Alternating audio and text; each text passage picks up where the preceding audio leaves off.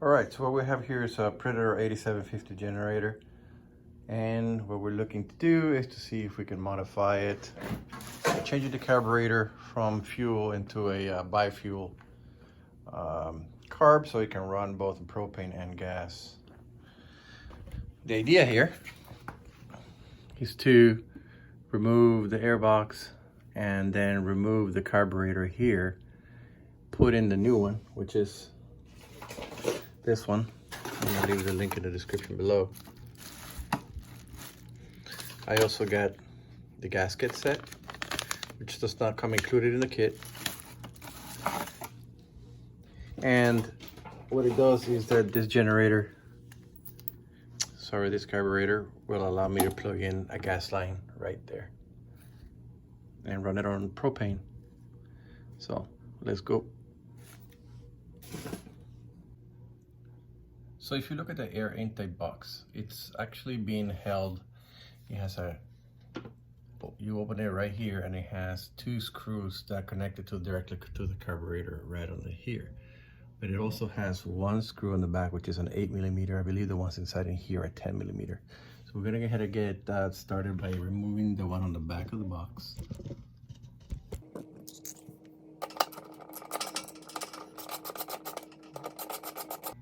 So again, the screw is coming from the back of the box. We remove that. We're gonna go ahead and remove this. You can pop it open and pull it up.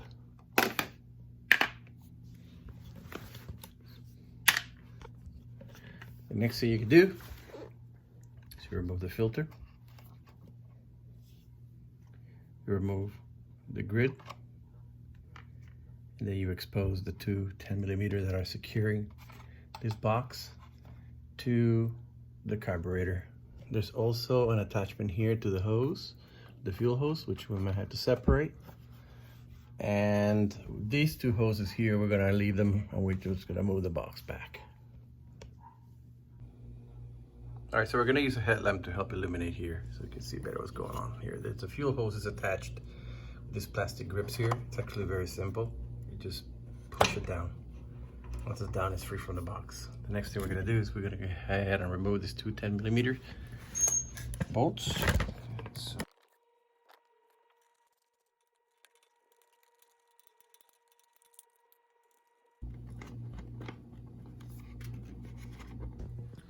we're gonna go ahead and remove this one, just so it allows us enough distance to be able to pull it away from the carburetor. See if we can do that with one hand. There you go, come see. And now it has been removed from the carburetor. And we're gonna put it off to the side.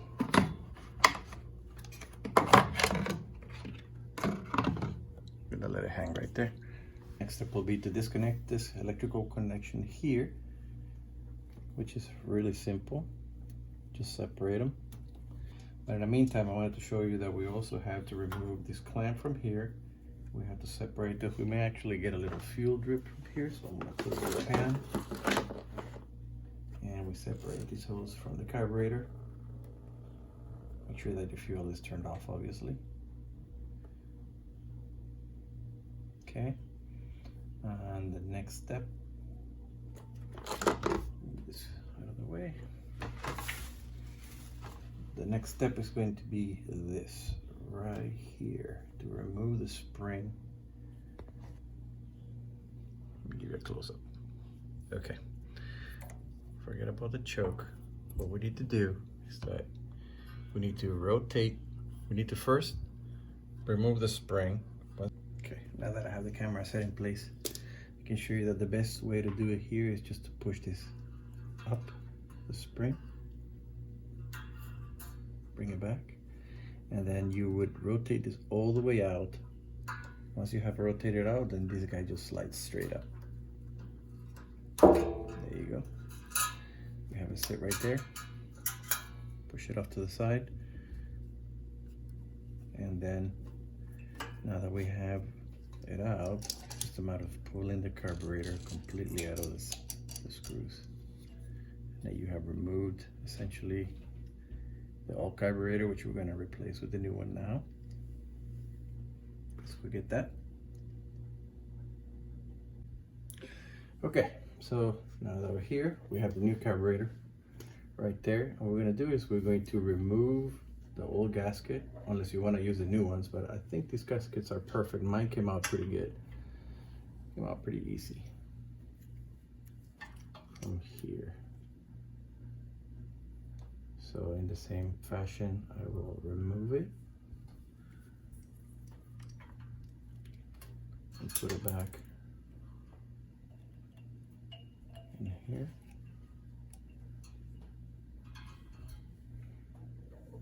And then I'm gonna grab the front gasket. Just have it ready. We're gonna slide in the carburetor.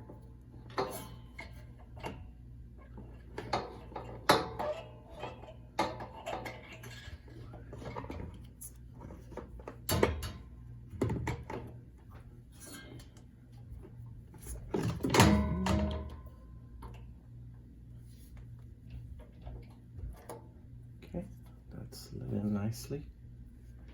Now we're gonna put in the gasket.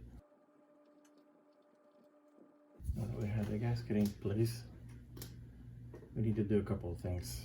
Let me shine the light here again. Now the carburetor is back in place with the two corresponding gaskets, one on the back and one in the front. What we're gonna do is we're gonna remove this little nipple cover. And we're gonna put in the fuel hose back on, and then we're gonna put in these two connectors back into the throttle body right here. The same way we took it out. So we're gonna move the bar all the way out, slide it, and then the spring goes in the little hole attachment right next to it. Connect it. And then go ahead and grab the spring and slide it back in the tool. All right, so now that those linkages are back in place, then we're gonna go ahead and reconnect the fuel hose. This is back in business. The only thing missing will be to reconnect this. And let me show you how this guy goes. It's just a clip. You press it at the bottom, that you can open up and slide your cable right through. So what we're gonna do here, again, I'm gonna put it in there. I'm going to reconnect these cables back in here with this ones. So I'll be right back. And that is pretty much the most complex part of the installation, which is actually very easy. What we have to do now is put the box back. Slide it in there like that.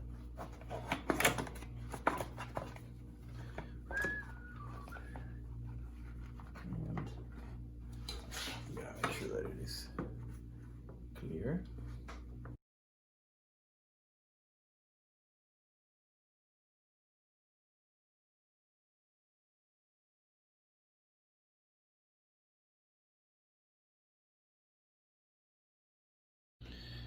So we ran into a little problem, and if you are a proud owner of one of the brand new 2020 Predator 8750, you're going to realize that the intake box has been changed from the previous model.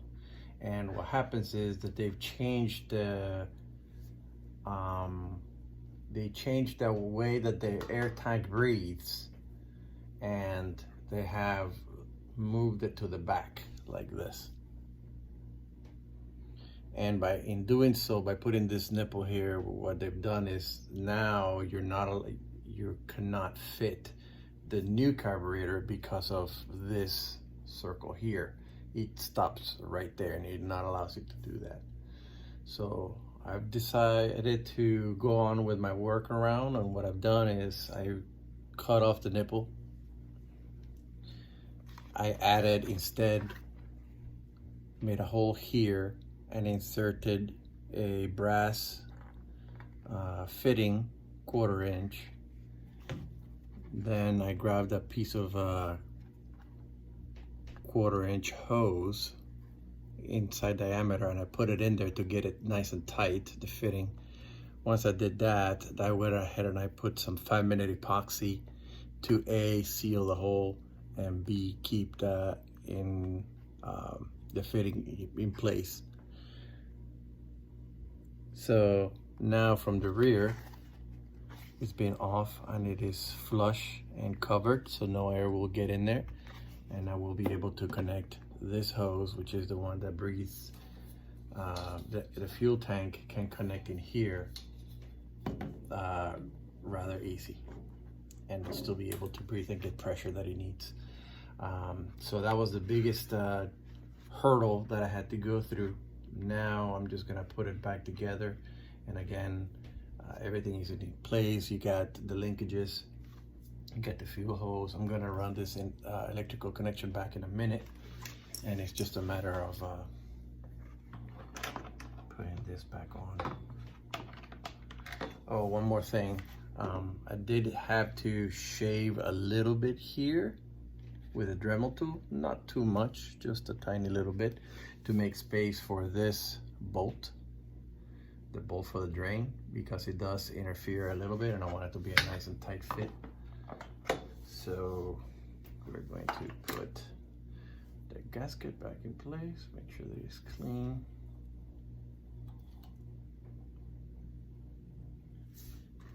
This is quite a mission, but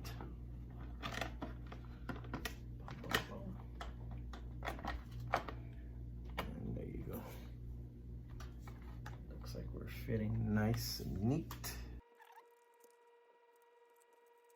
And before I tighten anything, I just want to take a good look, make sure that nothing is bent or interfering. So I'm gonna move the camera around so you can see the problem was right where this is, underneath. I don't know if you can see that. It's where the nipple was stopping it. So now I just came sideways, and this guy can connect in here with no problem. So finishing off, we have the box back in place. Put that fuel hose back in its slot. Put the grid back in here. Filter back in place. And I have to do this with 2 hands, so I'll do it in a second. This hose will now go into the fitting all the way in. We're gonna tighten this up, make sure that the fuel tank has pressure. Once we have this done, connecting the propane into this barb, priming with some propane, and let it rip. So I'm gonna finish putting the box together, tighten this up, and we'll get the propane going. So let's get it.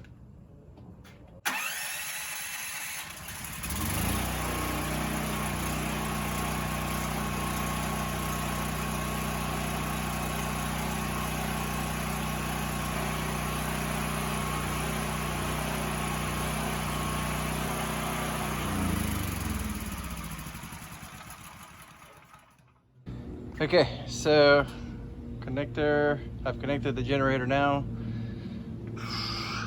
Light in here to here. It's going to the propane tank. We're gonna open the propane tank now. Okay. Propane tank is open. Now we prime till we hear it. Okay. Now, I'm gonna try to turn that on.